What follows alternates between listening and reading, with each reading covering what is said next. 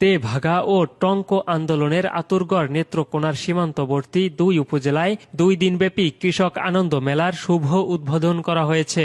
১৪ April রবিবার দুপুরে কলমাকান্দা উপজেলার স্থানীয় শেখ রাসেল মিনি স্টেডিয়াম ও দুর্গাপুর উপজেলার MKCM পাইলট স্কুল মাঠে এই মেলার শুভ উদ্বোধন করেন স্থানীয় সংসদ সদস্য মোশতাক আহমেদ রুহি। কৃষিপণ্য উৎপাদনে কৃষকদের অসামান্য অবদান ও পহেলা বৈশাখ উপলক্ষে কৃষকদেরকে আনন্দ দিতেই এই ব্যতিক্রমধর্মী মেলার আয়োজন করা হয়েছে বলে জানানো হয়। এতে বিভিন্ন এলাকার কৃষকরা কৃষিকাজে ব্যবহৃত বিভিন্ন সনাতন কৃষি যন্ত্রপাতি নিয়ে মেলায় অংশগ্রহণ করেন। পরে দেশের স্বনামধন্য বাউল ও ফোক শিল্পীদের অংশগ্রহণে সঙ্গীত অনুষ্ঠানের আয়োজন করা হয়েছে। মেলায় স্থানীয় প্রশাসন, জনপ্রতিনিধি, রাজনৈতিক সামাজিক ব্যক্তিবর্গ সহ বিভিন্ন শ্রেণী পেশার মানুষ অংশগ্রহণ করে। খাদ্যে স্বয়ংসম্পূর্ণতা অক্ষুণ্ণ রাখা ও বৃদ্ধিকল্পে কৃষকদের অবদানের মূল্যায়নের লক্ষ্যেই কৃষক আনন্দ মেলার আয়োজন।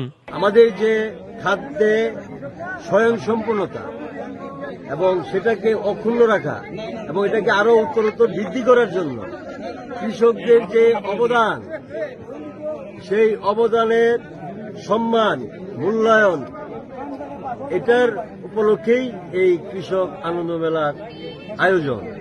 এবং আমরা এখানে আমাদের এলাকাটাকে মডেল এলাকা হিসেবে গড়ে তুলবই। এই রকম ব্যতিক্রমধর্মী আয়োজনে কৃষকরা গর্বিত ও আনন্দিত। আমার বয়স ৭৫ বছর, আমি এরকম মেলা দেখি নাই।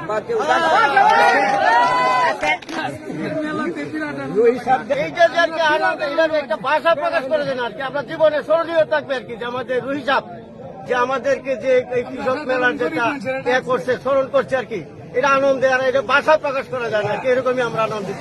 আমরা দুর্গাপুর উপজেলা কৃষক লীগের পক্ষ থেকে আমরা সকলে মিলে আমরা এই সব নিয়ে আসছি, লাঙ্গল, জোয়াল, খেয়াল এবং কাশি। ভীষণ ভালো লাগছে। পয়লা বৈশাখে যে এভাবে উদযাপন করা যায়, এরকম অভিনব উপায়ে উদযাপন করা যায়, সেটা আমাদের এমপি মহোদয় দেখিয়ে দিয়েছেন যে এত সুন্দর করে অভিনব উপায়ে পয়লা বৈশাখ উদযাপন করা যায়। তেভাগা আন্দোলন এবং কৃষক আন্দোলন একই সূত্রে গাঁথা। কৃষকদের অধিকার নিয়ে প্রতিষ্ঠার জন্য আন্দোলন হয়েছিল তেভাগা। আমি মনে করি বর্তমান মাননীয় সাংসদ জনতা মোশতাক আহমেদ রহিম, তিনি কৃষি বান্ধব এবং কৃষকদের প্রতি তার সহৃদয় ভূমিকা রয়েছে।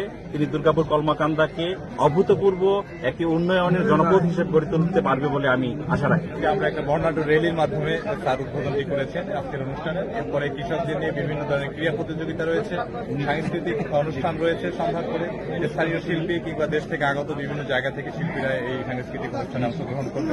সর্বশেষে আগামী দিনে আমাদের ঠিক একই ধরনের আয়োজন রয়েছে, কৃষকদের নিয়ে বিভিন্ন ধরনের আনন্দ আয়োজন, ক্রীড়া প্রতিযোগিতা এবং সাংস্কৃতিক অনুষ্ঠান রয়েছে।